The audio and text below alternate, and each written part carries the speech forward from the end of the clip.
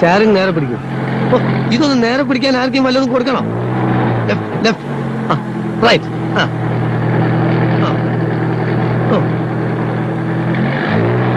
എന്റെ അമ്മേ, അനാവശ്യമായിട്ട് സ്റ്റിയറിംഗ് അങ്ങോട്ടും ഇങ്ങോട്ടും വെട്ടിക്കരുത്. കുഴി ഒരു ചെറിയ കുഴി ഉണ്ട്, പേടിച്ചാ വലിയ കുഴി വന്നാൽ എന്ത് ചെയ്യും? എന്നിട്ടാണ് പരിപാടിയാ.